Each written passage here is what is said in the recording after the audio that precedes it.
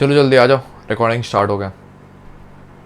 Start करते, recording start हो गया। चलो चलो चलो जल्दी चलो जल्दी चलो जल्दी चलो जल्दी चलो।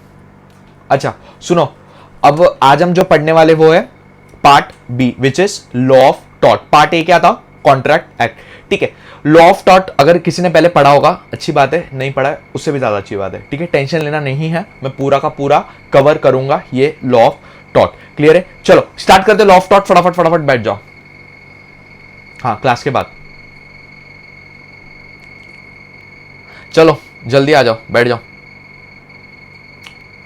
चलो चलो चलो चलो चलो लॉ ऑफ टॉट स्टार्ट करते अभी।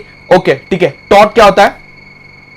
Any civil wrong. ठीक है, अ टॉट is a French equivalent of English word which is wrong and Latin में उसको क्या बोलते हैं? टॉटम। एमसीक्यू पॉइंट ऑफ व्यू से इंपॉर्टेंट है, तो टॉट को लैटिन में क्या बोलते हैं? टॉटम। कोई भी सिविल रॉन्ग याद रखना, क्रिमिनल रॉन्ग नहीं आएगा, civil wrong. Tort means a civil wrong which is not exclusively of a breach of contract or a breach of trust. Clear है? Next section 2 subsection M। अच्छा sections याद रखना, section 2 subsection M। तो section 2 subsection M क्या बोलता है? Of limitation act 1963, टॉट means a civil wrong which is not exclusively a breach of contract और अ ब्रीच ऑफ ट्रस्ट। तो टॉट क्या है? एक सिविल रॉन्ग है जो ना कि ब्रीच ऑफ कॉन्ट्रैक्ट है या ब्रीच ऑफ ट्रस्ट है। ठीक है, अपने जो सैलमॉन भाई थे, कौन से भाई? सैलमॉन भाई। सैलमॉन भाई ने क्या बोला है? सैलमॉन भाई defined as a civil wrong for which the remedy of a common law action for unliquidated damages and which is not exclusively the breach of contract or the breach of trust or other merely equitable obligation. अच्छा, unliquidated damages क्या होता है? दो type के damages होते हैं। पहला जो हम डिसाइड करते हैं, पार्टीज डिसाइड करती है at the time of contract, और दूसरा जो कोर्ट डिसाइड करती है। तो जो कोर्ट डिसाइड करती है उसको क्या बोलते हैं? Unliquidated damages. बहुत सही। चलो next conditions of liability of taught पढ़ते हैं। तीन टाइप के कंडीशन होंगे। पहला रॉन्गफुल एक्ट, तो पहला कंडीशन कौन सा है? Wrongful act. Second legal damage and third legal remedy. एक एक करके पढ़ेंगे, कोई दिक्कत नहीं, आराम से। अब व्हाट इज रॉन्गफुल एक्ट? कुछ गलत एक्ट करना।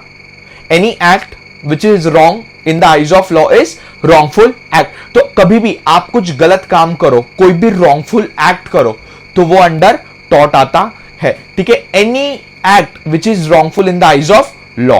क्लियर है?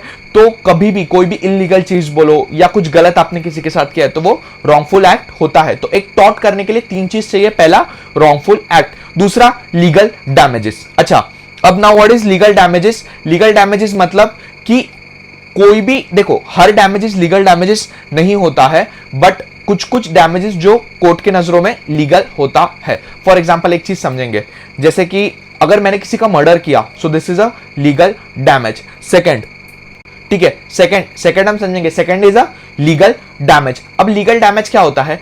All damages are not legal damages is in eyes of court. तो सारे डैमेजेस लीगल डैमेजेस नहीं होते। एग्जांपल समझेंगे, चलो एक एग्जांपल लेते प्रेम का। ठीक है, अब प्रेम को फेमस करेंगे ना अभी हम यूट्यूब पे। ठीक है, प्रेम का एग्जांपल लेते हैं, सुनो जल्दी। प्रेम की एक गर्लफ्रेंड थी। ठीक है, तो प्रेम की एक गर्लफ्रेंड है ना, उससे बहुत खर्चे करवाती थी। ठीक है, तो प्रेम की गर्लफ्रेंड ने इतने खर्चे करवाए ना, फिर ब्रेकअप कर दिया। हाँ, ब्रेकअप कर दिया प्रेम की गर्लफ्रेंड ने। ठीक है, तो प्रेम की गर्लफ्रेंड ने उससे ब्रेकअप कर दिया। अब ना प्रेम क्या बोलता है कोर्ट को कि ना मेरी गर्लफ्रेंड थी, मुझको बहुत सारे वादे किए कि मैं तुझसे शादी करूंगी, ये करूंगी, वो करूंगी, बट फिर ना मेरे साथ ब्रेकअप कर दिया। तो मुझे मेरा वक्त वापस चाहिए, मुझे मेरा समय वापस चाहिए, मुझे मेरा प्यार वापस चाहिए। मिलेगा नहीं। भले उसको डैमेजेस हुआ है, उसका टाइम डैमेजेस, जो भी डैमेजेस, बट क्या वो लीगल है? नहीं है।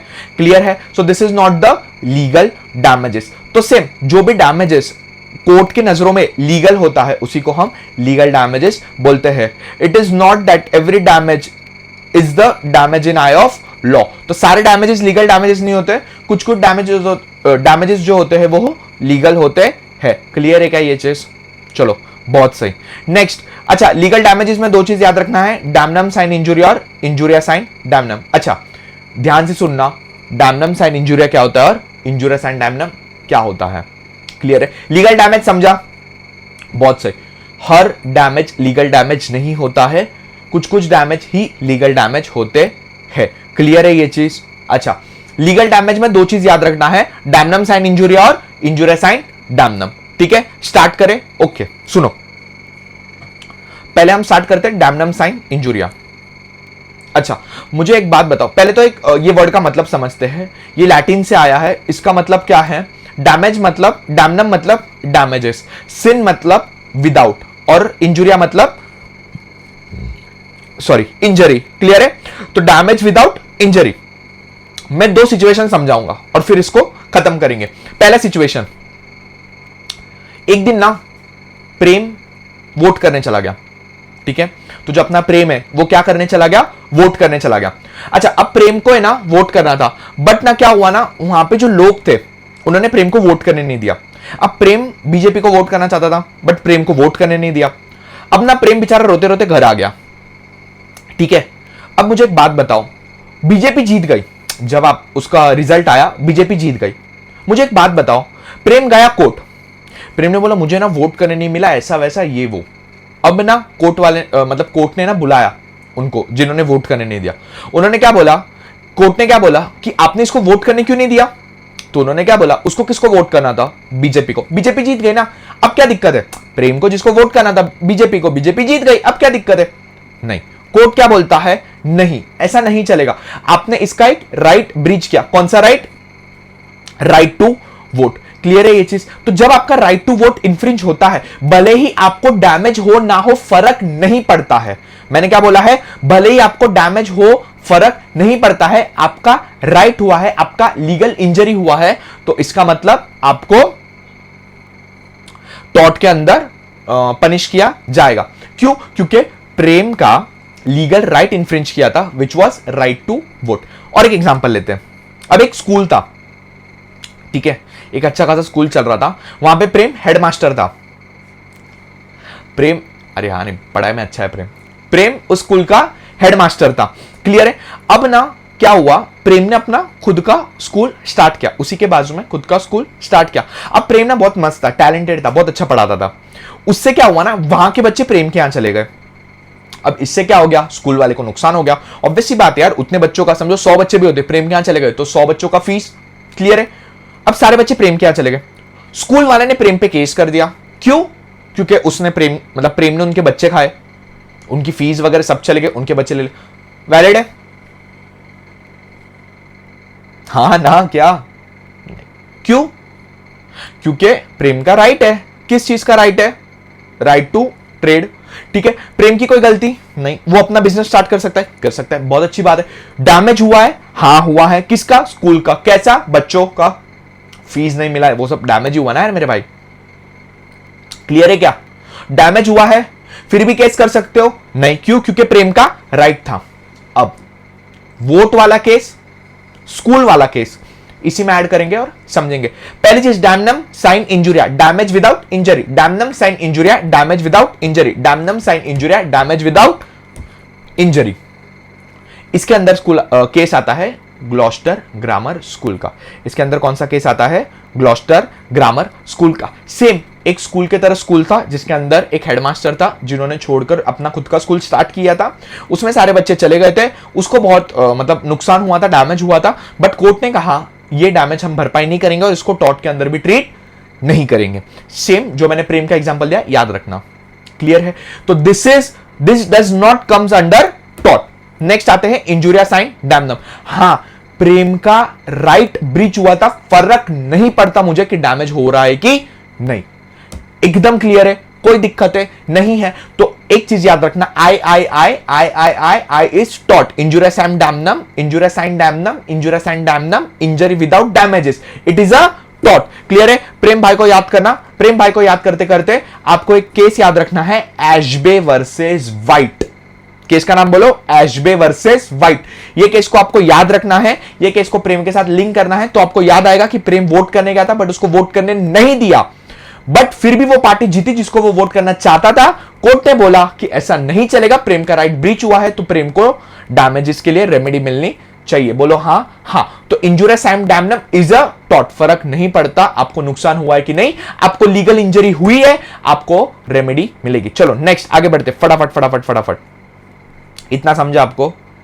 चलो नेक्स्ट, लास्ट में क्या बोला है? Legal remedy. Now what is legal remedy? भाई आपका लीगल डैमेज हुआ है, तो आपको कोर्ट लीगल रेमेडी देगा। ये लीगल रेमेडी को हम लास्ट के लिए बचा के रखते हैं, वहां पर हम आपको समझाएंगे अच्छे से। चलो नेक्स्ट इज मेंस रिया। बोलो मेंस रिया मतलब, बोलो जल्दी, मेंस रिया मतलब guilty mind, right? Mains rea मतलब गिल्टी माइंड। एक चीज मेरे साथ 10 बार दोहराना है, actus non facit reum nisi mens सेट्रिया।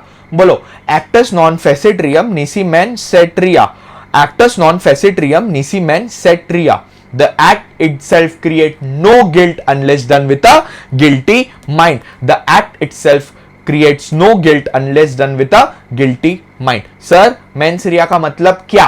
Mains rea मतलब guilty mind. Sir guilty mind का मतलब क्या? गिल्टी माइंड का मतलब शैतानी दिमाग। सर शैतानी दिमाग मतलब क्या? सुनो, प्रेम, प्रेम ने क्या किया, एक ग्लास पानी का लिया और प्रेम ने बोला कि मेरी गर्लफ्रेंड ना बहुत कटकट करती है।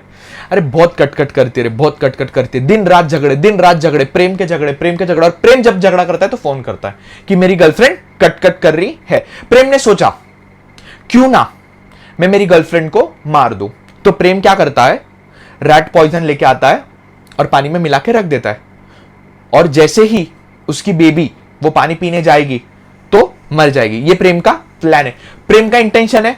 हाँ, प्रेम का मारने का इंटेंशन है। हाँ, प्रेम का मेंस रिया है। हाँ, प्रेम का गिल्टी माइंड है। हाँ, acts non facit reum nisi mens सेट्रिया। तो क्या ये मेंस रिया में आएगा? ऑब्वियसली आएगा। क्यों? क्योंकि प्रेम का इंटेंशन है। प्रेम ट्रक लेके चला रहा था। हाँ, प्रेम के बहुत बिजनेस है। प्रेम ट्रक लेके चला रहा था, प्रेम ने एक इंसान को उड़ा दिया। अब प्रेम बहुत स्पीड में था, वो मतलब जो भी इंसान था वो ट्रक के बीच में आ गया। प्रेम की गलती? हाँ, बट प्रेम का इंटेंशन था? नहीं। सो यहां पर मेंस रिया नहीं आएगा क्योंकि प्रेम का इंटेंशन ही नहीं था। बट प्रेम अपनी गर्लफ्रेंड को मारना चाहता है, यहां उसका इंटेंशन है। हाँ है, क्लियर है ये चीज?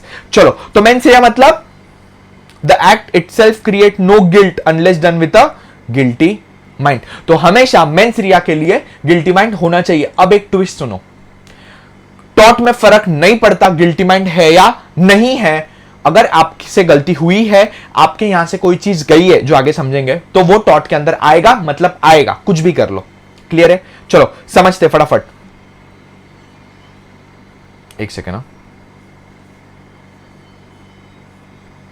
ठीक है। 3 टाइप के टॉट होते हैं, एक एक करके हम समझेंगे। Strict liability, absolute liability, vicarious liability और वाइकेरियस लायबिलिटी ऑफ स्टेट। आराम से अपने बेबी बाबू को भूल जाना है और यहां पर ध्यान देना है। समझेंगे हम what is strict liability, vicarious liability और वाइकेरियस लायबिलिटी ऑफ स्टेट। आराम से एकदम, पहले पढ़ा है कोई दिक्कत नहीं है, नहीं पढ़ा है आराम से सुनो, मेरी बात इंपॉर्टेंट है एमसीक्यू पॉइंट ऑफ व्यू से, ध्यान से सुनो। What do you mean bye strict liability? आते प्रेम पे। प्रेम भैया, प्रेम ने अपने यहां पे एक शेर पाला। प्रेम को शेर का बहुत शौक है, शेरो शायरी करता है और एक शेर पालने का भी शौक है। शेर पालने की चीज है लायन। लायन, किसी को शेर नहीं पता तो लायन, ठीक है। लायन पालने की चीज है घर पे। Prem wants a lion as a pet. नहीं, पालने की चीज है नहीं। अब एक दिन ना प्रेम ने दरवाजा खुला रख दिया घर का। प्रेम ने घर पे शेर रखा और दरवाजा खुला रख दिया। अब ना वो शेर ना बाहर चला गया और बाजू वाली आंटी को खा गया। क्लियर है? अब सुनो, प्रेम क्या बोलता है कि मेरी क्या गलती, मैंने तो दरवाजा खुला रखा था, गलती से शेर चला गया बाहर और आंटी को खा गया, उसमें इतना क्या बड़ा बात है ना। बेचारी आंटी चले गए और उनके पति कुंवारे रह गए। ठीक है, हाँ हाँ भाई, दूसरी शादी करेंगे, तुझे उसके पति का बहुत चिंता है।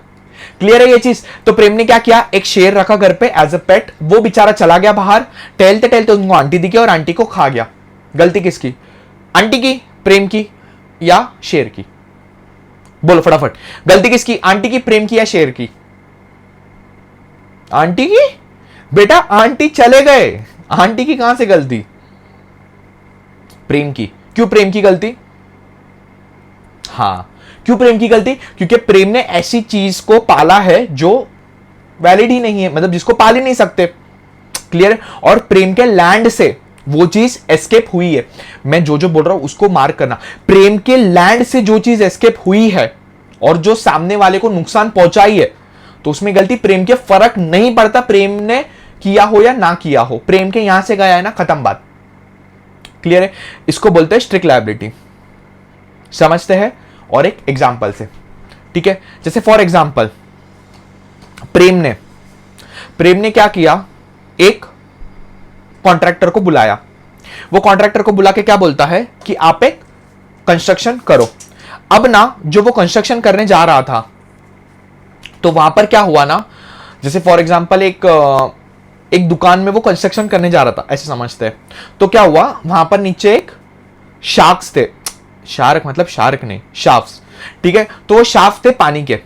अब ये प्रेम को पता नहीं था और उसने कॉन्ट्रैक्टर को दे दिया था काम करने के लिए। अब क्या हुआ ना, वो शाफ्स फूट गए और पानी जो है वो बाजू वाले के यहां पे चला गया, बाजू वाले का नुकसान हुआ। प्रेम बोलता है मेरी क्या गलती। हमने बोला प्रेम तेरी ही गलती, क्यों, क्योंकि तेरे यहां से पानी चला गया। प्रेम बोलता है वो तो कॉन्ट्रैक्टर की गलती, फर्क नहीं पड़ता, आपके यहां से गया ना, बात खत्म, ठीक है। इस केस का नाम था रेलैंड वर्सेस फ्लेचर। याद रखना, हाथ पे टैटू वैटू बना लो, एग्जाम के टाइम पे काम लगेगा। केस का नाम क्या था, रेलैंड वर्सेस फ्लेचर, क्लियर है। अब आते हैं स्ट्रिक्ट लायबिलिटी पे, ठीक है।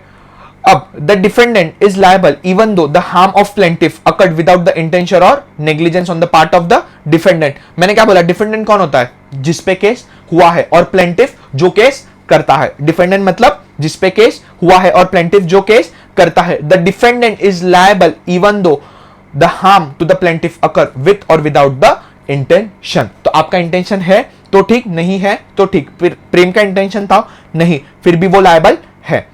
अब the rule Rylands versus Fletcher, अभी हमने समझा कि रेलैंड जो था उसने क्या किया था, राइट, उसने क्या किया था, हां, तो यहां पर एक समझेंगे ये चीज। हाँ, be a mill owner employed a contractor who were apparently competent to the constructor reservoir on the land of the provided water for the mill। अच्छा, इसका मतलब एक चीज समझते हैं, जैसे फॉर एग्जांपल अभी प्रेम की बात लेते हैं और इसको ही समझते हैं। जैसे अभी मैंने बोला कि प्रेम ने एक शॉप लिया था और उसके मतलब अंडरग्राउंड एक रिजर्वायर था। ये इंडिपेंडेंट कॉन्ट्रैक्टर को पता था, कॉन्ट्रैक्टर को पता था, बट फिर भी कॉन्ट्रैक्टर का नेग्लिजेंस था, कॉन्ट्रैक्टर ने छोड़ दिया, ठीक है। उसके ऊपर उन्होंने जमीन बना दी। अब वहां से पानी फूटा तो बाजू में कोल मिल था, कोल मिल के अंदर पानी चला गया। तो जैसे ही कोल मिल के अंदर पानी चला गया तो कोल मिल का नुकसान हो गया। अब आप ये नहीं बोल सकते कि वो गलती किसकी थी, हाँ, कॉन्ट्रैक्टर की थी। ये आप क्या बोलोगे, गलती प्रेम की थी, क्योंकि प्रेम के दुकान से वो पानी बाजू वाले के यहां पे गया है, ठीक है। देखो, two condition which are necessary in the order of Relin versus Fletcher: escape from the place which the defendant has occupation or over which he has control to the place which is outside his occupation or control, or something likely to mischief if it escape and। तो प्रेम के यहां से कोई भी चीज escape हुई है, ठीक है, जो बाजू में जाके उसको नुकसान पहुंचाइए, तो प्रेम ही लायबल है। And non natural use of land, ये हम आगे समझेंगे। सॉरी, क्लियर है ये चीज, बड़े आगे क्या याद किया है हमने, strict liability. Now what is strict liability, जब आपके यहां से कोई भी डेंजरस चीज एस्केप होती है, बाजू वाले के यहां पे जाकर नुकसान कराती है, तो बाजू वाले को भरपाई आपको करनी पड़ेगी। फर्क नहीं पड़ता आपकी गलती है या नहीं है, फर्क नहीं पड़ता है आपने इंटेंशनली किया या अनइंटेंशनली किया है, आपको भरपाई करनी पड़ेगी। This was the strict liability. आते हैं इसके एक्सेप्शन पे। अच्छा सर, एक्सेप्शन मतलब क्या, कि इन केसेस पे स्ट्रिक्ट लायबिलिटी का केस नहीं लगेगा। कौन कौन से केसेस है सर, तो पहला केस क्या है, damages due to natural use of land. Sir natural use of land क्या होता है, सुनो, आप कोई भी लैंड को नेचुरल यूज के लिए कर रहे हो, जैसे फॉर एग्जांपल फार्मिंग वगैरह, ये सब चीजों के लिए, तो कोई भी नेचुरल यूज करते हो आप उस लैंड का, जैसे फार्मिंग हो गया, खेतीबाड़ी हो गया, वो चीज के लिए, तो वो नेचुरल यूज ऑफ लैंड होता है। नेचुरल यूज ऑफ लैंड के लिए आपने खुदाई की है, खुदाई, तो आपने खुदाई की है नेचुरल यूज ऑफ लैंड के लिए, तो वो एक्सेप्शंस में आता है। Next, consent of plaintiff. मेरे भाई प्रेम ने अगर जो उसका शार्क्स था, जिसमें अंदर उसने खुदाई करके पानी के लिए ये किया हुआ था, तो उसके अंदर प्लेंटिफ का कंसेंट था। अब प्लेंटिफ कौन? सामने वाला इंसान जो आप पे केस करता है। अब प्लेंटिफ नहीं बोला कि चलेगा चलेगा रिजर्वायर लगा दो, कोई फर्क नहीं पड़ता है, सब चलेगा। तो फिर अगर कुछ भी नुकसान होता है तो गलती किसकी है? प्लेंटिफ की, क्योंकि प्लेंटिफ का कंसेंट था, प्लेंटिफ की हाथ थी। जब मैं रिजर्वायर बना रहा था या जब मैं शाफ्ट लगा रहा था या जो भी चीज थी, तो तब प्लेंटिफ की गलती थी, क्योंकि प्लेंटिफ ने कंसेंट दिया था। Act of third party, act of third party समझते हैं। जैसे फॉर एग्जांपल मेरा एक कारखाना है, मेरे कारखाने के बाजू में और एक कारखाना है, मेरे उसके बाजू में और एक कारखाना है। तो फॉर एग्जांपल अगर मेरे कारखाने से पहले एक कारखाना है और मेरे बाजू में एक कारखाना है, मेरे पहले वाले कारखाने से पानी आ रहा है मेरे इसमें, और मेरे इसमें से थर्ड पार्टी को नुकसान हो रहा है, सॉरी मेरे इसमें से बाजू वाले को नुकसान हो रहा है, तो वो थर्ड पार्टी है, एक्ट ऑफ थर्ड पार्टी। क्यों? क्योंकि वो स्ट्रेंजर की गलती है। भाई वहां से पानी आ रहा था मेरे यहाँ पे, मेरे यहाँ से तेरे यहाँ पे आया, so that was a mistake of third party. So उसको क्या बोलते हैं? Act of third party. पहला क्या था? Due to natural use of land. तो अगर आपका नेचुरल यूज ऑफ लैंड है तो चलेगा, क्लियर है। दूसरी चीज कंसेंट ऑफ प्लेंटिफ, प्लेंटिफ का कंसेंट था, शाबाश। तीसरा एक्ट ऑफ थर्ड पार्टी, भाई मेरी गलती नहीं है, थर्ड पार्टी की गलती है। Statutory authority, what is statutory authority? बोलो जल्दी, व्हाट इज स्टैट्यूटरी अथॉरिटी? अरे मेरी बात ध्यान से सुनना, मेरी बात ध्यान से सुनना। अच्छा, गवर्नमेंट ना कुछ कुछ चीजें लगाती है, जैसे पाइप वगैरह हो गया, जमीन के नीचे वायर हो गया, इलेक्ट्रिसिटी हो गया। तो जहां पर गवर्नमेंट कुछ चीजें लगाती है, जैसे पाइप्स हो गया, गैस हो गया, इलेक्ट्रिसिटी हो गया, उसके वजह से कुछ नुकसान होता है, हम भरपाई नहीं करके देंगे, बिकॉज वो गवर्नमेंट का अथॉरिटी है, statutory authority, government authority. Next, act of God. अरे भाई OMG, oh my God, act of God. Oh my God में क्या बताया था? Act of God. Act of God क्या होता है? Natural calamities. नेचुरल कैलामिटीज मतलब भूकंप, सुनामी, ये सब चीजें। अगर ये सब चीजें आती है तो उसके लिए हम जवाबदार नहीं है। जैसे फॉर एग्जांपल भूकंप आ गया, भूकंप आने की वजह से क्या हुआ? आपका नुकसान हो गया, तो उसमें मेरी गलती नहीं है, क्योंकि this was act of God. And last, escape due to plaintiff own default. भाई प्लेंटिफ की गलती, जिसने केस किया उसकी गलती, तो उसके लिए हम लायबल नहीं है। फटाफट मेरे साथ एक्सेप्शन एक बार बोलेंगे। Damage due to natural use of land. Second, consent of the plaintiff. Third, act of third party. Fourth, statutory authority. Fifth, act of God. और sixth, escape due to plaintiff own default. मेरे साथ एक बार दोबारा, exception, damages due to natural use of land, consent of plaintiff, act of third party, statutory authority, act of God, escape due to plaintiff own default. बोलो हाँ, शाबाश। अच्छा अब सुनो, क्या होता था ना, सब लोग है ना एक्सेप्शन ले लेके बच जाते थे। अरे एक्ट ऑफ गॉड है, नेचुरल कैलामिटीज है, प्लेंटिफ की गलती है, नेचुरल यूज ऑफ लैंड है, ये है वो है, ऐसा वैसा सब कुछ। गवर्नमेंट क्या बोलता है? In the case of natural sorry hazardous factories. Hazardous factories क्या होता है? केमिकल्स बनाती है जो, क्लियर है, जो मतलब हजार्डियस केमिकल बनाती है, हार्मफुल केमिकल बनाती है, ठीक है। तो ऐसी फैक्ट्रीज के अंदर अगर कुछ भी ऐसा होता है लाइक स्ट्रिक्ट लायबिलिटी, तो वो एक्सेप्शन नहीं ले सकता, फर्क नहीं पड़ता एक्ट ऑफ गॉड हो या natural use of land of, हमको फर्क नहीं पड़ता है। अगर आपकी फैक्ट्री हजार्डियस गुड्स के अंदर आती है, हजार्डियस केमिकल्स के अंदर आती है, हमको फर्क नहीं पड़ता है, आप कोई भी एक्सेप्शंस के अंदर क्लेम नहीं कर सकते हो। बोलो हाँ, क्लियर है। यहां पे सिंपली और अच्छे से लिखा हुआ है, कहां गया?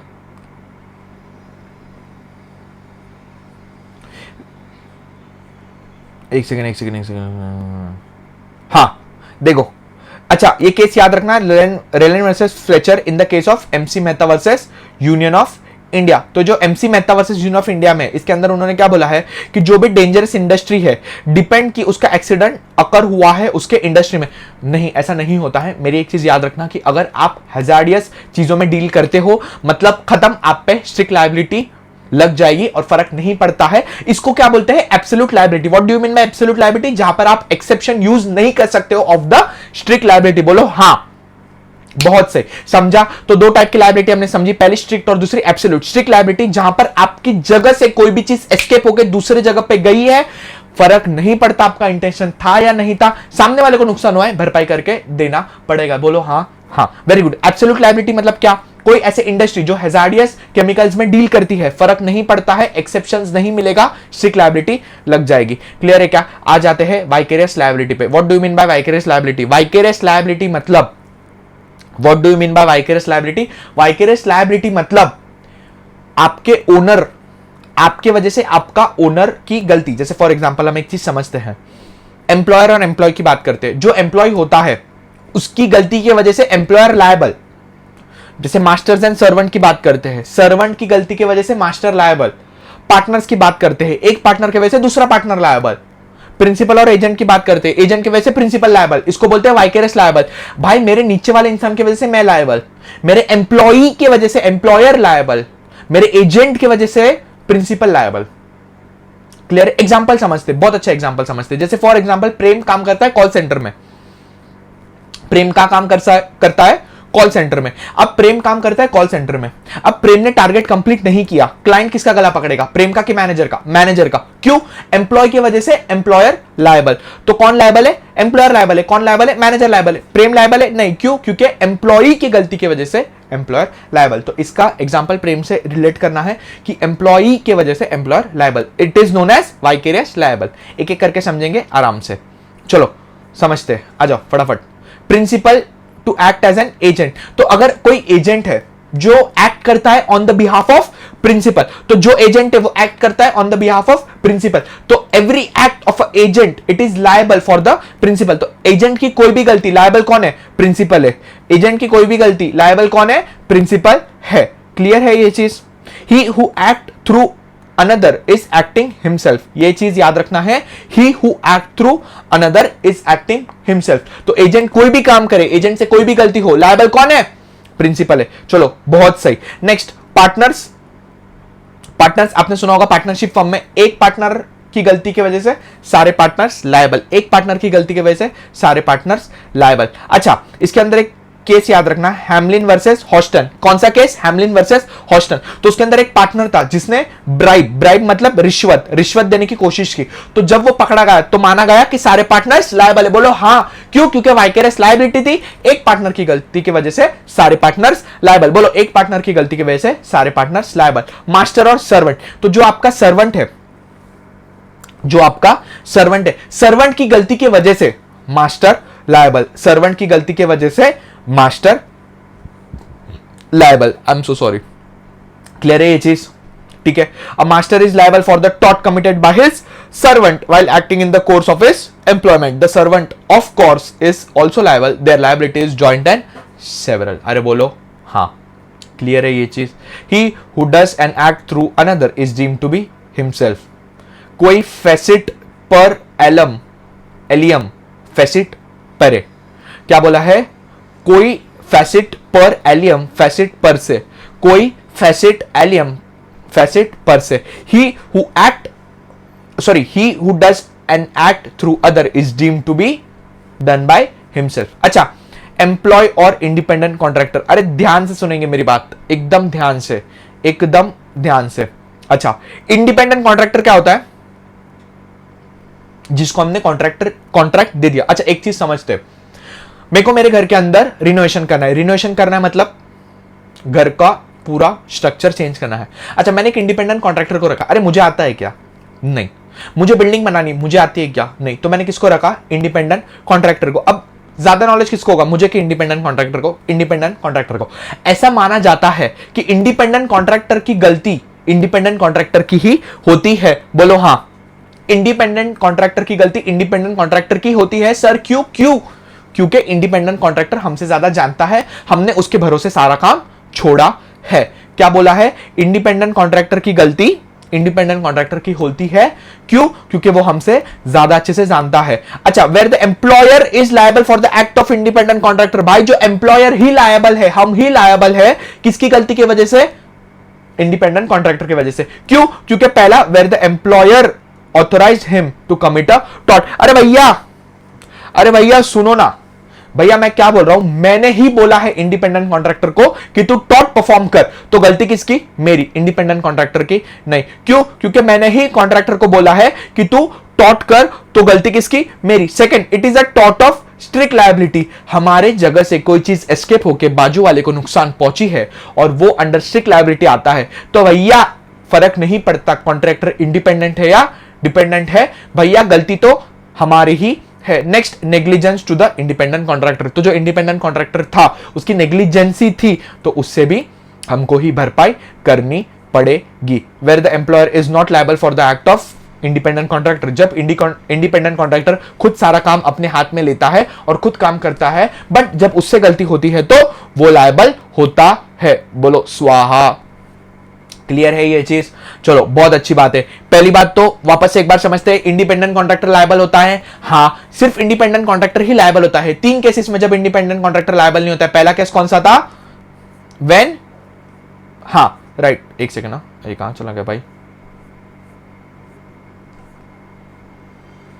When employer authorize him to commit a टॉट, जब एम्प्लॉयर उसको टॉट कमिट बोलता है। दूसरा, जब वो स्ट्रिक्ट लायबिलिटी में आता है। और तीसरा, जब उसकी नेग्लिजेंसी होती है। अच्छा, liable of the act of servant, अरे एकदम इजी है, सर्वेंट, सर्वेंट हमारा सर्वेंट गलती करता है तो कौन लायबल होता है, हम। हमारा सर्वेंट गलती करता है तो कौन लायबल होता है, हम। केस लॉ याद रखना है, सेंचुरी इंश्योरेंस कॉर्पोरेट लिमिटेड और versus north Ireland road transport board. अरे भैया क्या हुआ था, तो एग्जांपल से समझते हैं इसमें क्या हुआ था। अच्छा, जो सर्वेंट था उसको पेट्रोल भराने के लिए भेजा था, पेट्रोल के टैंक के साथ भेजा था। अब भैया वहां पर सिगरेट की तलब लगी, तो भैया ने क्या किया, मस्त सिगरेट फूका। नहीं, प्रेम नहीं था, प्रेम सिगरेट नहीं पीता। वहां पर एक भैया थे जिन्होंने सिगरेट पिया, तो सर्वेंट ने सिगरेट पिया और जैसे सिगरेट पिया तो सीधा एक्सप्लॉइट हो गया। तो गलती किसकी, नहीं बेटा, सर्वेंट की गलती नहीं, गलती किसकी, मास्टर की। क्यों, क्योंकि servant is liable for the act of master. तो ये केस को याद रखना है, liability for the act of servant. तो सर्वेंट की गलती तो कौन लायबल, मास्टर। शाबाश, वापस से बोलेंगे, सर्वेंट की गलती तो कौन लायबल, मास्टर। इसको किसके अंदर गिना जाता है, वाइकेरियस लायबिलिटी में। ठीक है, अब आते हैं vicarious liability of state. Now what do you mean by vicarious liability of state. State मतलब क्या, गवर्नमेंट। लिख लो फटाफट फटाफट फटाफट लिख लो, स्टेट मतलब गवर्नमेंट। अच्छा, गवर्नमेंट एम्प्लॉय की वजह से गवर्नमेंट लायबल होगा कि नहीं, ये हम पढ़ेंगे in the vicarious liability of state. पढ़ते हैं फटाफट। The position of England. अच्छा, दो चीज याद रखना, एक इंग्लैंड और एक इंडिया, तो दोनों में अलग अलग पोजीशन है। अब इंग्लैंड में क्या बोला है, could not be sued in tort either the wrong actually authorized by it or committed by its servant। तो क्या बोला है, at a common law the crown could not be sued in tort either for the wrong actually authorized by it or committed by servant। with the passing of the crown proceeding the crown is liable for the tort committed by servant just like a private individual। अरे बोलो स्वाहा। दोबारा हम समझेंगे, the crown is liable. Crown मतलब कौन होता है, द क्राउन। क्राउन मतलब वहां की सरकार। The crown is liable for commitment bye it's servant just like a private individual. तो क्या था लंदन का हाल, अरे सॉरी इंग्लैंड का हाल। बोलो इंग्लैंड का हाल क्या था, कि वहां की क्राउन लायबल होगी for the act of servant. फर्क नहीं पड़ता है in the course of business और not in the course of business. स्वाहा। Next, the crown proceeding act 1946, ये तो इंग्लैंड में था, बट इंडिया में क्या होता है। अच्छा, दो चीज याद रखना, दो, या तो सोवरेन फंक्शन या तो नॉन सोवरेन फंक्शन। तो क्या होता है, या तो सोवरेन फंक्शन या तो नॉन सोवरेन फंक्शन। तो इस पे डिपेंड करता है कि सोवरेन फंक्शन है या नॉन सोवरेन फंक्शन है। क्लियर है? तो अच्छा समझते हैं।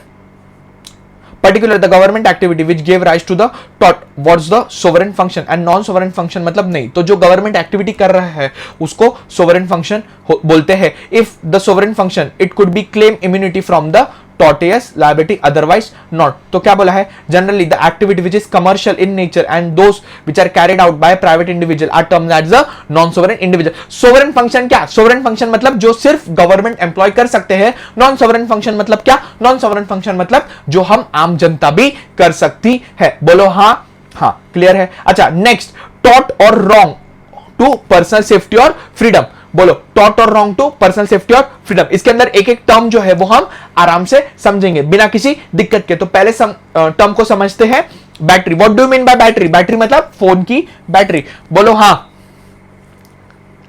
बैटरी मतलब फोन की बैटरी। बोलो हाँ नहीं, तो बैटरी मतलब क्या होता है, बैटरी मतलब किसी को बॉडीली मारना या फिर किसी को धक्का वक्का मारना, उसको क्या बोलते हैं? Battery. Battery means physical use of, मतलब फिजिकल यूज करना, ठीक है। Any direct force, any direct application of force to a person other than a individual without his consent, another individual without his consent of a lawful justification is a wrong of battery. तो battery क्या बोला है? किसी को भी physical harm करना, किसी पे भी फोर्स का इस्तेमाल करना, उसको क्या बोलते हैं? बैटरी। बैटरी मतलब बोलो, बैटरी मतलब चश्मा? नहीं, बैटरी मतलब जो मैंने पहना है बैटरी, है ना, ऐसे होता है ना, चश्मे वाले को बैटरी बोलते। बैटरी जो भी चश्मा पहनता था बचपन में ऐसा बोलते थे तुम लोग, अरे बैटरी किधर जा रहा है, वैसा बोलो। बैटरी मतलब using of physical force without a consent of the सामने वाला। वैसे भी हम बिना कंसेंट के ही फोर्स यूज करते, ऐसा कोई मेरे को नहीं लगता कि ऐसा कोई इंसान होगा जो कंसेंट लेकर फोर्स करता होगा। कोई ऐसा बोलेगा मारो मारो, सामने वाला हाँ बोलेगा तो पट करके मारेगा, ऐसा कुछ है नहीं। तो बैटरी मतलब any direct application of force to the person of another individual without his consent or lawful justification. Clear है क्या? असॉल्ट, असॉल्ट मतलब क्या होता है? अरे बोलो रे, असॉल्ट मतलब क्या होता है? सामने वाले को इतना डराना, सामने वाले को इतना धमकाना, सामने वाले को इतना बोलना कि बेटा अगर तूने ये काम नहीं किया तो तेरे पे मैं बैटरी करूंगा। मतलब सामने वाले को ये चीज बोलना कि अगर तूने मेरा काम नहीं किया है तो मैं तुझ पे फिजिकल फोर्स का इस्तेमाल करूंगा, उसको क्या बोलते हैं? असॉल्ट करना। हमने सुना होगा बहुत सारे केसेस आते हैं जिसके अंदर बोलते हैं मेरे साथ असॉल्ट हुआ है ना। What do you mean bye assault?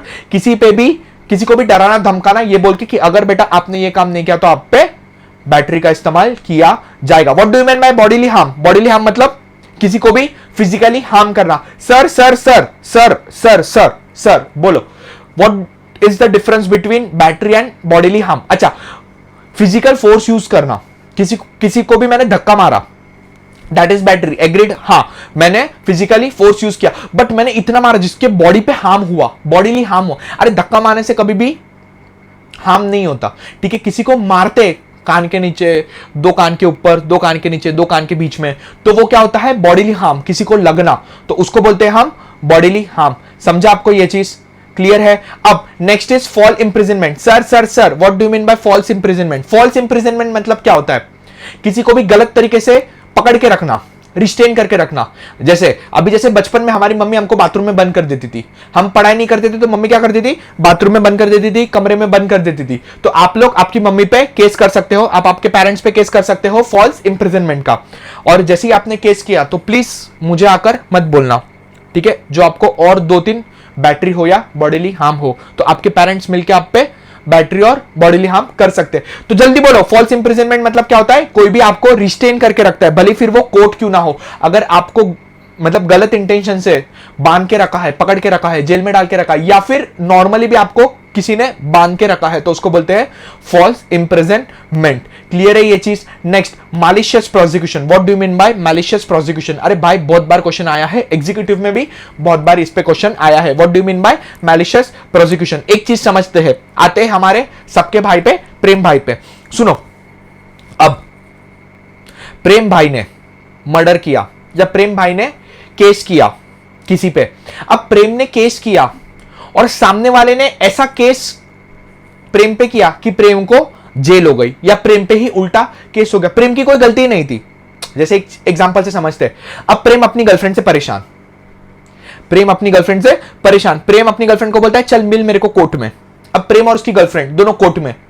प्रेम की गर्लफ्रेंड ने प्रेम को बहुत लूटा, पैसों से बहुत लूटा, बाबू ये बाबू वो, बाबू बाबू करके प्रेम की गर्लफ्रेंड ने प्रेम को लूटा ही लूटा। अब प्रेम ने केस कर दिया कि मेरी बंदी बहुत खर्चे करवाती थी, मुझको बहुत लूटा है, सर सर सर आप मेरी गर्लफ्रेंड पे केस कर दो कि वो मुझे मेरे पैसे वापस दे। अभी प्रेम की गर्लफ्रेंड ने प्रेम पे ही केस कर दिया जबकि प्रेम की गर्लफ्रेंड की गलती थी। अब मैलिशियस प्रोसिक्यूशन मतलब क्या? कि सामने वाला आप पे उल्टा ही केस कर दे जबकि उसकी गलती हो। So it is called a malicious prosecution. अब जब कोर्ट को पता चले कि नहीं नहीं नहीं, प्रेम तो बेचारा शरीफ है, उसकी बंदी ने बहुत उसको लूटा है यहां पे कितने लड़के जिसकी गर्लफ्रेंड ने उनको बहुत लूटा है? अरे बहुत सही बेटा, बहुत सही। तो आप केस कर सकते हो उनके ऊपर। क्लियर है? Very good. तो अब मैलिशियस प्रोसिक्यूशन मतलब जब आप पे ही केस उल्टा होता है जिसके अंदर आप ही लायबल ठहराते हो तो आप सामने वाले पे दोबारा केस करके कर सकते हो। क्लियर है? Very good. अब Malicious prosecution consists of instigating judicial proceeding, usual criminal, against any other malicious without reasonable or proper cause, which terminate in the favor of that other, which result in the damage to the reputation or personal freedom or property. और इसके अंदर प्रेम की reputation कहाँ खराब हुई? प्रेम की बंदी ने उस पर रिटर्न केस किया, प्रेम की गर्लफ्रेंड ने उस पर रिटर्न केस किया, तो प्रेम की रेपुटेशन खराब हुई कि नहीं? अगली गर्लफ्रेंड नहीं मिलेगी ना, प्रेम बेचारा अंदर चला जाएगा ना। बोलो हाँ। हाँ, तो मैलिशियस प्रोसिक्यूशन मतलब सामने वाले इंसान ने आप पे ऐसा केस किया कि आप पे ही वो केस उल्टा पड़ गया। चलो, नर्वस शॉक। नर्वस शॉक मतलब क्या? आपको इतना डराया, इतना धमकाया, इतना आपको परेशान किया, इतना टॉर्चर किया कि आप शॉक के अंदर चले गए, आप पागल हो गए। It is known as nervous shock. बोलो हाँ। हाँ, डिफेमेशन। अरे हाय हाय हाय, डिफेमेशन सबसे फेवरेट है, और डिफेमेशन को याद रखना। What do you mean bye defamation? तो डिफेमेशन क्या होता है सर? सर बोलो ना sir, what do you mean bye defamation? तो डिफेमेशन मतलब मानहानि का केस। मानहानि का केस मतलब क्या? जैसे फॉर एग्जांपल, मैंने किसी पॉलिटिकल पार्टी के लिए कुछ बुरा भला कहा। जैसे मैंने बोला कि अंबानी चोर है, अंबानी एक नंबर का चोर है, अंबानी सारे पैसे लूटता है, अंबानी सारे शेयर मार्केट में पैसे लूटता है। अब इस स्टेटमेंट से अंबानी का नुकसान हो गया। कैसा नुकसान हो गया? सारे शेयर्स के रेट गिर गए। सो दिस इज डिफेमेशन। मैंने झूठ बोला। क्लियर है? अभी अडानी का भी केस हुआ था, किसी ने कुछ उस पे बोला और उसके सारे शेयर्स गिर गए। तो अगर आप किसी पे ऐसी चीज बोलते हो जिससे उसको नुकसान होता है, क्लियर है, तो वो कौन से केस में आता है? डिफेमेशन। अच्छा सर, अगर कोई पॉलिटिकल पार्टी है जिसके बारे में आप कुछ सच बोल रहे हो तो वो डिफेमेशन में नहीं आता, या किसी न्यूज रिपोर्टर है, किसी भी इंसान के लिए आप सच बोल रहे हो। जैसे फॉर एग्जांपल, अगर किसी ने मेरे घर पे चोरी की है, किसी इंसान ने, और मैं बाहर जाके बोल रहा हूं कि ये इंसान चोर है, तो मैं क्या कर रहा हूं? सामने वाले को सावधान कर रहा हूं कि भाई ये सही में चोर है, तो डिफेमेशन में नहीं आता है। बट आपने किसी की रेपुटेशन को इतना हार्म किया कि सामने वाले को बहुत ज्यादा नुकसान होगा, so that comes under defamation. बोलो हाँ। डिफेमेशन समझा क्या? जब आपने किसी के बारे में बहुत बुरा भला कहा है जिससे सामने वाले को नुकसान हुआ है, सो दैट कॉल्ड डिफेमेशन। बोलो हाँ, वेरी गुड। अच्छा, डिफेमेशन में दो होता है, लाइबल और slander. Libel is representation made in some permanent form, example written or picture, या फिर ये। और फिर लाइबल स्लैंडर मतलब, बोलो जल्दी, राइट, समझा आपको? तो दो चीज होता है, लाइबल और स्लैंडर। तो लाइबल मतलब रिटर्न और स्लैंडर मतलब स्पोकन। वापस से बोलो, लाइबल मतलब रिटर्न, लाइबल मतलब रिटर्न, लाइबल मतलब रिटर्न। आपने कुछ ऐसी चीजें लिखी जिससे सामने वाले का डिफेम हो गया, उसका रेपुटेशन पे हार्म हुआ, तो दैट इज लाइबल। और स्लैंडर मतलब स्पोकन वर्ड या जेस्चर। आपने कुछ ऐसी बातें बोली या कुछ ऐसी हरकतें की जिससे सामने वाले को नुकसान हुआ, उसकी रेपुटेशन खराब हुई। अरे बोलो हाँ। अच्छा, रेमेडीज पे आते हैं फटाफट। लास्ट टॉपिक है, और ये लास्ट टॉपिक को यही खत्म करेंगे। बोलो जल्दी, रेमेडीज। सर रेमेडीज मतलब क्या? तो जब आपका लीगल डैमेज हुआ, आपका कुछ लीगल नुकसान हुआ, आपसे कुछ लीगल गलती हुई, तो उसका कोर्ट क्या देता है? आपको रेमेडी देता है। रेमेडी दो टाइप की होती है, पहला जुडिशियल, दूसरा नॉन जुडिशियल। पहला जुडिशियल, दूसरा नॉन जुडिशियल। पहला पहला जुडिशियल, दूसरा एक्स्ट्रा जुडिशियल। पहला जुडिशियल, दूसरा एक्स्ट्रा जुडिशियल। जो कोर्ट आपको रेमेडी दे उसको बोलते हैं जुडिशियल। जो आप खुद से रेमेडी ले सकते हो उसको बोलते हैं एक्स्ट्रा जुडिशियल। जो कोर्ट आपको रेमेडी दे उसको बोलते हैं जुडिशियल। जो आप खुद से ले सकते हो उसको बोलते हैं एक्स्ट्रा जुडिशियल। कोर्ट तीन रेमेडीज देती है, पहला डैमेजेस, दूसरा इंजंक्शन, तीसरा specific restitution of property. Sir damages मतलब क्या? आपका जो भी नुकसान हुआ है कोर्ट आपको भरपाई करवा के देती है, उसको बोलते हैं डैमेजेस। आपका जो भी नुकसान हुआ है कोर्ट आपको भरपाई करके देती है, उसको बोलते हैं डैमेजेस। जैसे फॉर एग्जांपल, प्रेम की गर्लफ्रेंड थी, प्रेम की गर्लफ्रेंड ने उसका बहुत सारा नुकसान करवा दिया। अब कोर्ट ने प्रेम की गर्लफ्रेंड को ऑर्डर दिया कि आप इसका नुकसान भरपाई करो, तो दैट इज कॉल्ड डैमेजेस। तो डैमेजेस अगेंस्ट हम ले सकते हैं। Injunction, what do mean bye injunction? सामने वाले को रोक लगाना। जैसे कोई मेरे प्रॉपर्टी पे बार बार आ रहा था, तो कोर्ट ने उस पर इंजंक्शन ऑर्डर दिया कि बेटा आप उसके प्रॉपर्टी पे नहीं जा सकते। Next, specific restitution of property. What do mean by specific restitution of property? सामने वाले ने मेरे जमीन पे कब्जा कर लिया है और वो वहां पर रह रहा है, तो कोर्ट बोल सकता है कि ए बेटा उसकी जमीन उसको वापस दे दो, ए बेटा उसका प्रॉपर्टी उसको वापस दे दो। So that is called as restitution of property, specific restitution of property. A person may ask to restore the property such as specific restitution of property. अरे बोलो हाँ, very good. Extra judicial remedy, extra judicial remedy जो है वो आपके हाथ में होती है। बोलो पहला एक्स्ट्रा जुडिशियल क्या है? Self defence. Now what do you mean by self defence? Self defence तो आपको पता ही होगा। वो मूवी देखी क्या आपने? कौन सी मूवी? अरे अपनी ये सिंघम वाली मूवी थी ना। अरे कौन सी मूवी थी बेटा?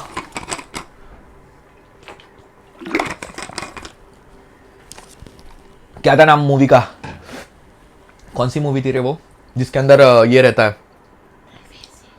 रणवीर सिंह और ये रहती है, क्या उसका नाम, सारा लिखा, सिम्बा सिम्बा सिम्बा सिम्बा आया रे सिम्बा। सिम्बा मूवी में क्या होता है, लास्ट में सेल्फ डिफेंस के दिखाते हैं, जब सामने वाले के हाथ में पिस्तौल दे देता है वो और फिर खुद उसको फायर करता है। क्यों? क्योंकि उसमें सेल्फ डिफेंस का इस्तेमाल किया है। अच्छा, सेल्फ डिफेंस की एक चीज आपको समझाता हूं। जैसे कोई आपके सामने खड़ा है, वो आपके सामने पत्थर फेंक रहा है, क्लियर है? जैसे हमारे प्रेम भाई खड़े, प्रेम के सामने कोई पत्थर फेंक रहा है, तो आप उसके सामने उतना ही फोर्स इस्तेमाल करोगे जितना वो आपके सामने फोर्स इस्तेमाल कर रहा है। अगर आपके सामने कोई पत्थर फेंक रहा है तो आप भी उसके सामने पत्थर ही फेंकोगे, सीधा बंदूक निकाल के उड़ा नहीं देना है। This is not called self defence. Self defence क्या होता है? What do you mean by self defence? जितना सामने वाले ने फोर्स किया है उतना ही आप फोर्स का इस्तेमाल करोगे। नेक्स्ट क्या है? Prevention of trespass. ट्रेसपास जो दारू पी के आपके एरिया में आता है, जैसे कोई इंसान ने बहुत दारू पिया, एकदम भर के दारू पिया और वो आपके घर में घुस गया, या वो आपके प्राइवेट एरिया नहीं रे, प्राइवेट जगह पे घुस गया, तो उसको क्या बोलते हैं? ट्रेसपास। तो उसको आप धक्के मार के बाहर निकाल सकते हो। Next, re entry of land. What do mean bye re entry of land? अगर कोई आपके लैंड के अंदर घुस जाता है और कब्जा कर लेता है और वो वहीं पे रहता है। अच्छा, ट्रेसपास और री एंट्री लैंड में फर्क है, सुनो। What do mean bye trespass? आपका एक बंगलो है, मस्त एकदम 4 BHK का बंगलो है, पूल वूल सब कुछ है, अब आपकी वो प्राइवेट प्रॉपर्टी है। अब एक दिन एक बेवड़ा एकदम फुल दारू पी के, टुल्ली एकदम फुल देसी दारू पी के घुस गया, जैसे ही अंदर घुसा और अंदर आके बैठ गया। अब उसने ट्रेसपास किया है, उसे मतलब कब्जा नहीं किया है, और कोई इंसान जिसने आपके लैंड पे कब्जा किया हो तो आप आपके लैंड पे दोबारा जा सकते हो, उसको बोलते हैं re enter of land. Now what do mean by recaption of land? Same, किसी ने आपके गुड्स ले लिए, आप उससे दोबारा गुड्स ले सकते हो, बट तभी जब आपके गुड्स हो। Abatement of nuisance. What do mean by abatement of nuisance? जो आप लोग बहुत क्रिएट करते हो, एकदम न्यूसेंस ही न्यूसेंस क्रिएट करते हो, it is known as abatement of nuisance. तो जब भी कोई न्यूसेंस क्रिएट करता है, जैसे फॉर एग्जांपल, अब एक दिन मैं, प्रेम और हम सारे दोस्त ना बहुत पार्टी वार्टी कर रहे थे, मतलब वैसी वाली पार्टी नहीं, अंताक्षरी वाली पार्टी। तो हम लोग बैठ के रात को अंताक्षरी कर रहे थे, जोर जोर से गाने वाने गा रहे थे। तो ये रात को 2 बजे का सिनेरियो मैं आपको बता रहा हूं। तो जैसे ही हमारे घर के बाजू में एकदम 503 की आंटी जो है, मेरा फ्लैट नंबर 504 है, 503 की आंटी जो है वो तुरंत आई, बेल बजा के बोलती है, अरे बेटा आप इतना आवाज क्यों कर रहे हो, आप न्यूसेंस क्रिएट कर रहे हो। तो जब आप न्यूसेंस क्रिएट करते हो तो सामने वाला इंसान आपको चिल्ला सकता है। बोलो हाँ, क्लियर है ये चीज? चलो नेक्स्ट क्या बोला है उसने? Distress of damage and feasant. इसका मतलब समझते हैं, एन ऑक्यूपायर में लॉफुली सीज एनी कैटल और any chattel which are unlawful and on his land doing damage there, detail them to compensate to pay the damages. This right is known as distress of rent. For example, आपके पास कोई गाय है या कोई बैल है जिसने सामने वाले इसके अंदर जाके पूरा नुकसान कर दिया, सामने वाले के खेत में जाके नुकसान कर दिया, तो आप आपकी भरपाई दोबारा ले सकते हो। क्या ये क्लियर है क्या? एक बार मेरे साथ बिना रुके, बिना ये किए दोहराना है, फटाफट से हम लॉ ऑफ टॉट को खत्म करेंगे। बोलो मेरे साथ फटाफट, taught. Taught is a French equivalent English word which is wrong. तो बोलो टॉट मतलब रॉन्ग, टॉट मतलब रॉन्ग। लैटिन में क्या बोलते हैं? टॉर्टम, टॉर्टम। अरे बोलो टॉर्टम। नेक्स्ट सेक्शन क्या है? Section 2 subsection M of limitation act 1963। बोलो section 2 subsection M of limitation act 1963। टॉट means a civil wrong which is not exclusively a breach of contract और अ ब्रीच ऑफ ट्रस्ट। हमारे सैल्मोन भाई, हमारे कौन से भाई? सैल्मोन भाई, भाइयों के भाई सैल्मोन भाई क्या बोलते हैं? A civil wrong for which the remedy common law action for unliquidated damages and which it is not exclusively the breach of contract और a breach of trust. Clear है क्या? जनरल कंडीशंस, 3 कौन कौन सी जनरल कंडीशंस है? फटाफट बोलो। Wrongful act, legal damage और legal remedy. दोबारा बोलो, कौन कौन सी कंडीशन है? रॉन्गफुल एक्ट, लीगल डैमेज और लीगल रेमेडी। दोबारा, रॉन्गफुल एक्ट, लीगल डैमेज और लीगल रेमेडी। लीगल डैमेज इसमें 2, damnum sine injuria, injuria sine damnum. वापस से, damnum sine injuria, injuria sine damnum. Damnum sine injuria case law बोलो, Gloucester grammar case, school का case, और उसके अंदर Ashby versus White, इंजुरिया sine damnum, Ashby versus White, it is a taught.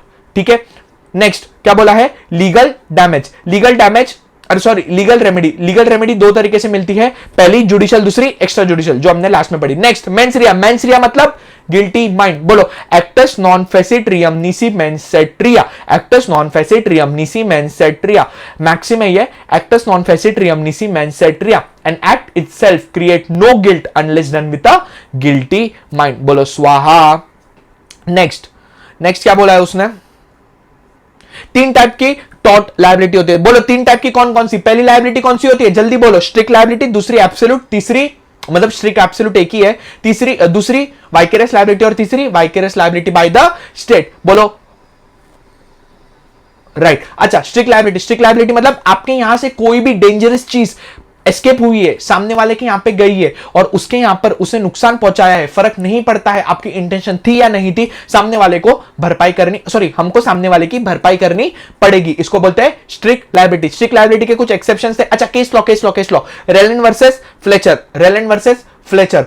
वो पानी वानी का केस लॉ याद रखना कि पानी का रिजर्वायर फूटा था और बाजू वाले के कोल माइन में चला गया, उसके कोल्स को नुकसान हुआ था, इसको भाई को भरना पड़ा, फर्क नहीं पड़ता कॉन्ट्रैक्टर की गलती थी या नहीं गलती थी। एक्सेप्शन समझेंगे, फटाफट मेरे साथ आ जाओ, फटाफट एक्सेप्शन समझते हैं।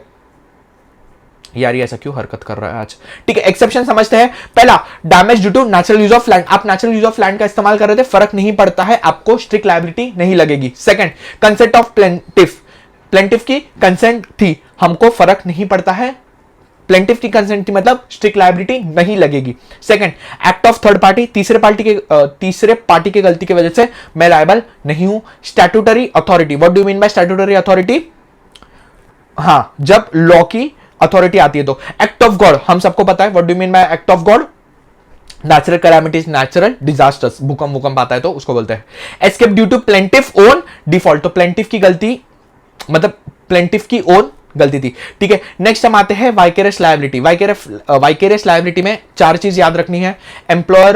एम्प्लॉय की गलती की वजह से एम्प्लॉयर लायबल, सर्वेंट की गलती की वजह से मास्टर लायबल, एजेंट की गलती की वजह से प्रिंसिपल लायबल और पार्टनर्स की गलती की वजह से पार्टनर लायबल। बोलो हाँ। अच्छा, इसके अंदर एक चीज याद रखना, इंडिपेंडेंट कॉन्ट्रैक्टर की जब हमने बात की थी कि जो इंडिपेंडेंट कॉन्ट्रैक्टर होता है उसके लिए हम लायबल होते हैं कि नहीं, तो हाँ, इंडिपेंडेंट कॉन्ट्रैक्टर के लिए हम लायबल नहीं होते हैं, बट इंडिपेंडेंट कॉन्ट्रैक्टर अगर हमारे तीन चीजों से चलता है, पहली चीज कौन सी थी?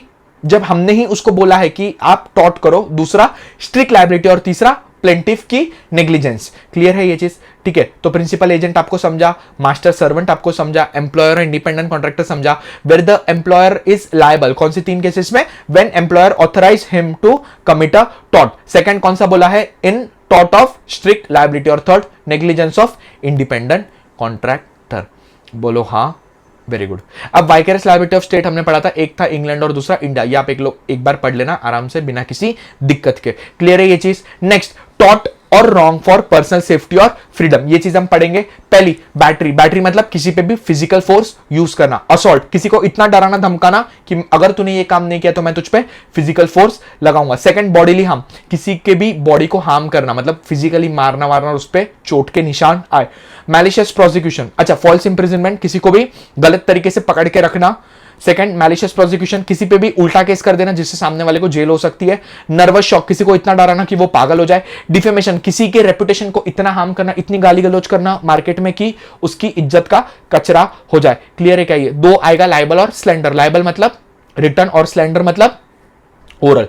Very good. नेक्स्ट, दो टाइप की रेमेडीज होती है, पहली जुडिशियल, दूसरी extra judicial remedy. Judicial remedy जो कोर्ट देती है, एक्स्ट्रा जुडिशियल रेमेडी मतलब जो हम देते हैं, मतलब हम खुद कर सकते हैं। जुडिशियल रेमेडी में तीन चीज, पहला डैमेजेस, दूसरा इंजंक्शन, तीसरा restitution of property. Extra judicial में पहला सेल्फ डिफेंस, दूसरा प्रिवेंशन ऑफ ट्रेसपास, तीसरा री एंट्री ऑफ लैंड, चौथा रिकैप्चर ऑफ गुड, पांचवा अबिटमेंट ऑफ न्यूसेंस और लास्ट डिस्ट्रेस डैमेज फिएसेंट। अरे बोलो हाँ, क्लियर है क्या ये चीज? समझा क्या टॉट? ये एकदम शॉर्ट में मैंने खत्म किया है। इस जो ये अभी YouTube पे आएगा, ये अभी आज आ ही जाएगा, आज या कल तक में YouTube पे, इसको जो है आपको पढ़ना है अच्छे से। ठीक है, बार बार रिवाइज करना है इसको, तब आपको अच्छे से समझेगा। क्लियर है ये चीज? ठीक है, मेरे एग्जांपल्स याद रखना, केस लॉज एक बार याद रखना, MCQ पॉइंट ऑफ व्यू से जो जो इंपॉर्टेंट है वो मैंने आपको बता दिया। बोलो हाँ, वेरी गुड। ठीक है, तो अब हम कल मिलेंगे, कल हम लोग करेंगे कॉन्ट्रैक्ट एक्ट, जो आज हमने टॉट से स्टार्ट किया है, तो कल हम करेंगे कॉन्ट्रैक्ट एक्ट। ठीक है, ये एक रिवीजन सीरीज होगा जिसके अंदर आपका पूरा लीगल जो पार्ट है वो मैं कंप्लीट करवा दूंगा। कॉन्स्टिट्यूशन बोलो, कंपनीज बोलो, वो सारी चीजें मैं आपको कंप्लीट करवा दूंगा। तो ये हमने स्टार्ट किया है टॉट से। टॉट एक छोटा चैप्टर है जो फटाफट हो जाता है, तो ये भी आई थिंक सो 1-1.25 घंटे का वीडियो होगा जो YouTube पे आएगा। 1.5 की स्पीड पे देखना है, आधा घंटा 40 मिनट के अंदर खत्म हो जाएगा। 4-5 बार देखते रहना इसको, तो ये अच्छे से आपसे हो जाएगा। बोलो हाँ, क्लियर है क्या ये चीज? ठीक है, तो कल ही इसी समय पे मिलेंगे हम लोग, कॉन्ट्रैक्ट एक्ट को खत्म करेंगे, फिर धीरे धीरे एक चीज हम लोग कवर अप करेंगे। ठीक है, मिलेंगे कल एक जोश और जुनून के साथ, तब तक के लिए bye bye, thank you so much.